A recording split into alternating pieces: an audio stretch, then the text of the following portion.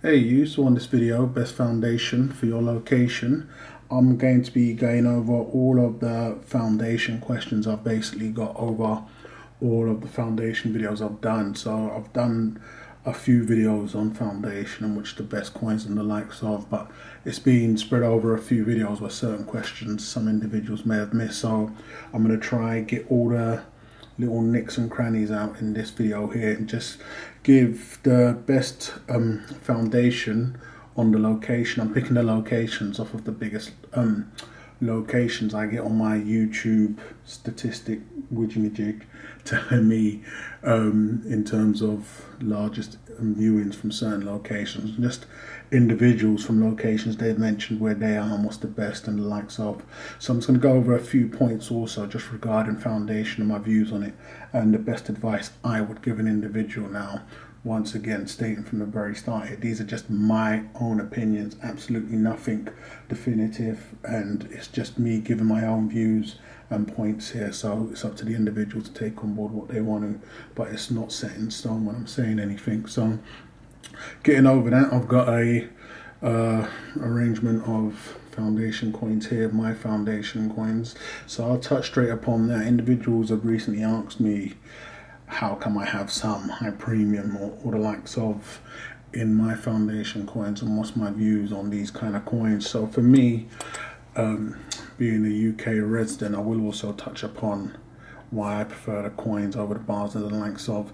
This is going to be the ultimate foundation coin for me for where I'm located. It's not going to be the American Silver Eagle or anything like that. I'm a UK resident, so these coins, all coins minted by the Royal Mint, unless stated otherwise, fall under the capital gains tax free. Now, I've purchased enough silver where that's going to be a concern for me. So I know under current legislation it's capital gains tax free. I have no doubt if silver or gold moonshotted, they would find some way to tax people. I've always said they ain't going to be doing confiscations next, it will just be increased taxing. But I went with the Silver Britannia because it's the most liquid for me for where I'm located on the planet. Now, this is my foundation coin. I don't have the exact ones I've got here, but they're going to be 1 ounce Britannia coins. When we start looking at coins like these, now these are collector coins for everybody else on the planet, of course, and they're for myself, but these are also done by the Royal Mint and fall under the same capital gain tax status. So now for me, within my own budget, these were comfortable. I was comfortable enough within my finances to be able to pick these up and class them as foundation coins. I've mentioned before that I see these as the best of both worlds. You know, they've got a bit of a twist to them, whereas they have that collector value. The price, the increase, whether at the time I think it was like £2 extra than a normal Britannia. So we're going to be gauging all of these coins. Even with this normal Britannia coin we're looking at here, we had a recent on the same year anniversary coin that cost a little more than the average collector coins. So I believe when these first came out, on top, give or take, whether these was £15 at the time, you could have picked up one of these for say £16.5. So the extra £2 was more than comfortable enough for me to take that risk. It wasn't really a big risk. It got put straight into the foundation category for me, but come a later date, I should, and it's worked for me in the past, be able to get more of a premium for this coin because it is a UK lunar coin and more of a desirable collector coin. Whether it's in demand or hot or not, that's never here or there. But come time, I know that I'll be able to get more for this coin than I should for this coin. So it was worth paying the extra £2 now. Now, when we're looking at something like the Queen's Beast coin, that falls under the exact same category for me. It was comfortable enough within my budget. It's not going to be comfortable for everybody else. If I was recommending something for somebody, I would say go for the basic Britannia. You know, I've got a lot invested and I have the extra funds where I can take that risk. Should it be, you know, come time that I just make it absolute spot for my Queen's Beast coins, you know, I'm more than willing to take that chance when the time comes. But I see them as the best of both worlds, or they can shoot up and become a lot more desirable depending on what the Royal Mint ends up doing with these coins once this series comes to an end. So I also labelled these, because they're from the Royal Mint and under the capital gains tax status, as part of my foundation coin. So when you get anything below this top row here, these are all just, you know, getting fruity, you know, best of both world coins for me. Come time to sell, whether it's sooner or later, I'm looking to get more of a premium for these coins because of what they are, as opposed to a standard Britannia coin. So that's just getting that point across. Now when we're looking at where for location wise for each type of individual, I've got a few locations here. So I've got the UK, I've got Europe, I've got America, I've got Mexico, Australia and Canada. So I'm going to be breaking down the best foundations for those types of regions right there. When we're getting straight into the UK, everything you can see here for silver is going to be your best choice. Now I've been asked whether I prefer, why don't I do bars over coins. Now I've stated before, being in Europe, we pay a very high tax for the bars. It's just like the UK. I don't purchase close to none of my bullion now from the UK just because of the tax on top of the premiums that we have to pay for the coins. It's the same situation. So we're able to purchase in Europe, preferably Germany, for a lot cheaper tax. I mean, anywhere from 2 to 19%, somewhere in between, normally 7. It's different with the bars, whereas the majority of the bars sold are collector bars already, so they come with a premium with let me see, we have the Pamp bars, we even have the Geiger bars that we pay a bigger premium for than you guys, the rest of the world or in America. So I stay away from them because I have no means of selling them to any dealers within arm's reach of where I am. So that's going to be any UK dealer or any German dealer. Even if I was to purchase a bar of them for the higher rate, it's counterproductive for myself. I personally prefer coins over bars. I just do. It's just my own personal preference straight off the bat. A few other things as I've been stacking have come to mind that have gone in weight of that decision.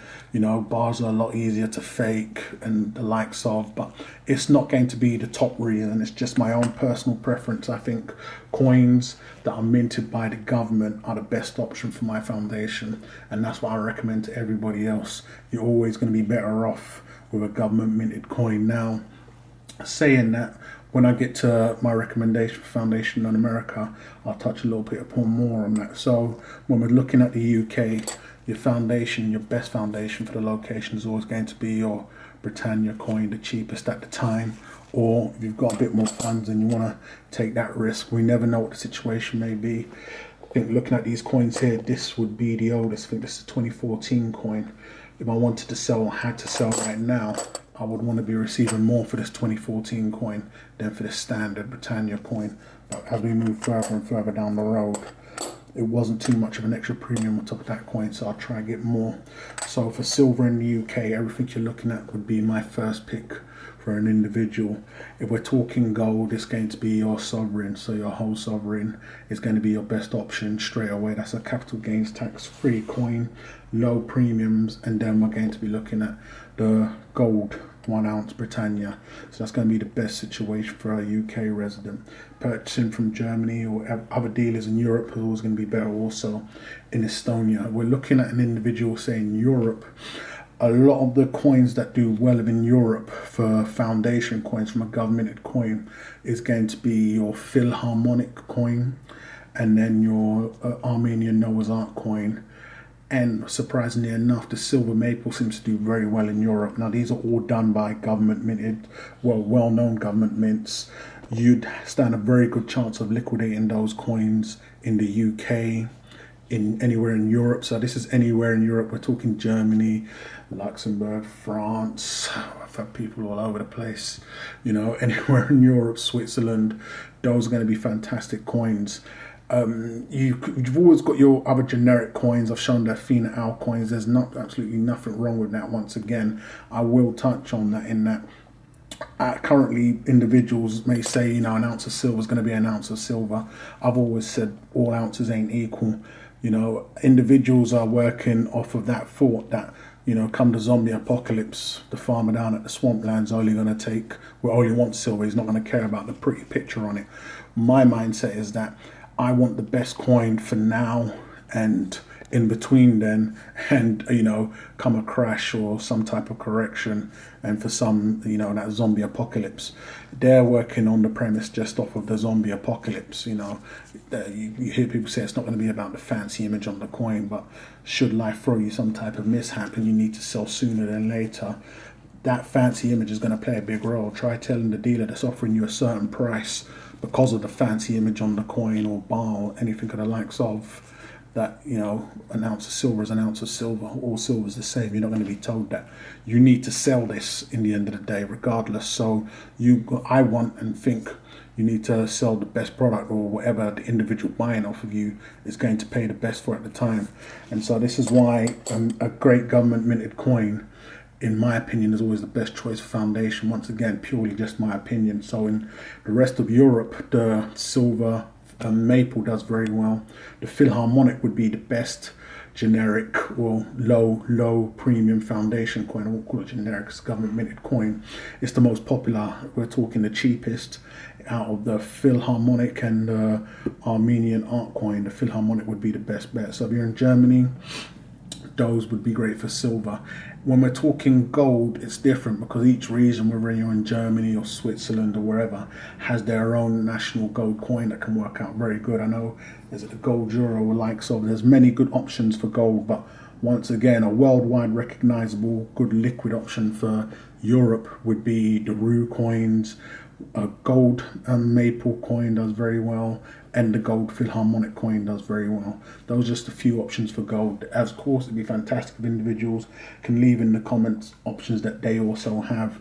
So we're talking America now. In America, you guys have the luxury of low premiums on coins, and you have a fantastic array of generic bars and coins and rounds.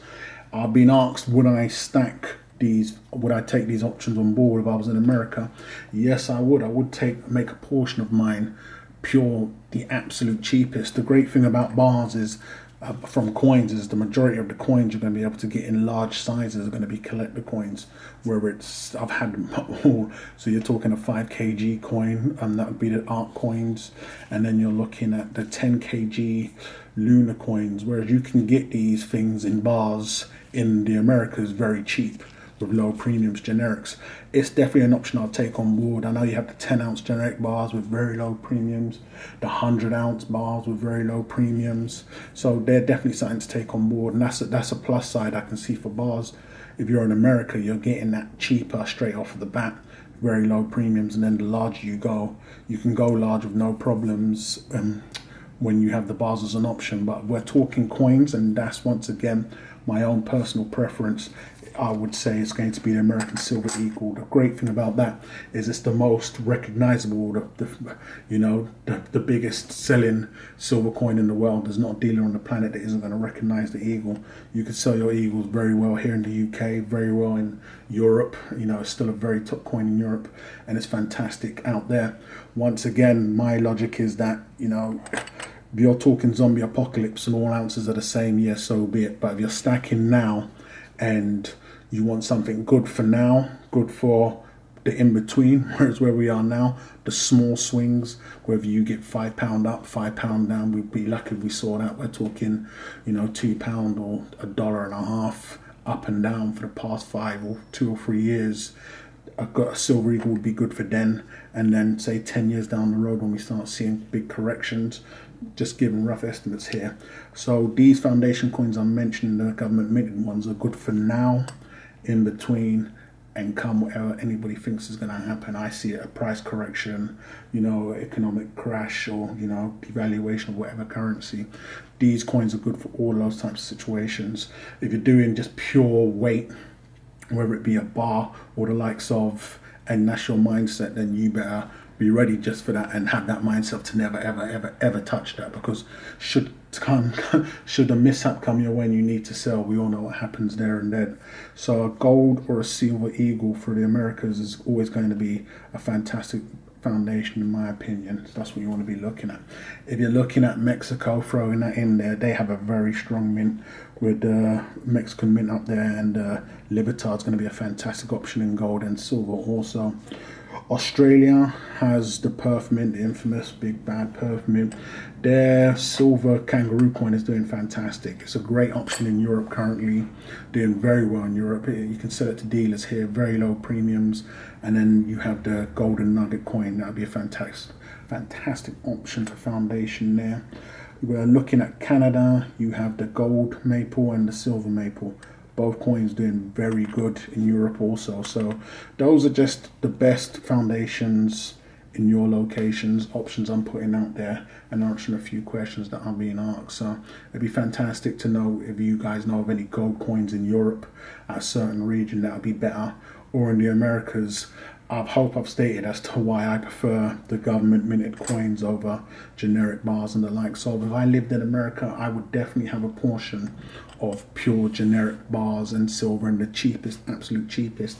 But what a lot of people need to remember is that unless you can really guarantee yourself that it's going to be a minimum of 10 years, then you may want to consider maybe some of this more well governmented stuff, because should you have a mess up in between that time, whichever generic you've picked up may not be the best when you're selling a lot sooner or earlier time than you thought. So it'll be fantastic to hear your guys' thoughts in the comments as to what you think the best foundation for your location is. Is it pure generic? Is it just weight? Do you just buy at a certain time or a certain percentage over spot and stick to the script and don't touch that from there? Once again, this is my best laying out right there, so go ahead and leave your thoughts in the comments. Hate or love it, let me know what you think of this video. Go ahead and subscribe if you haven't done so already, and I'll catch you guys on the rebound.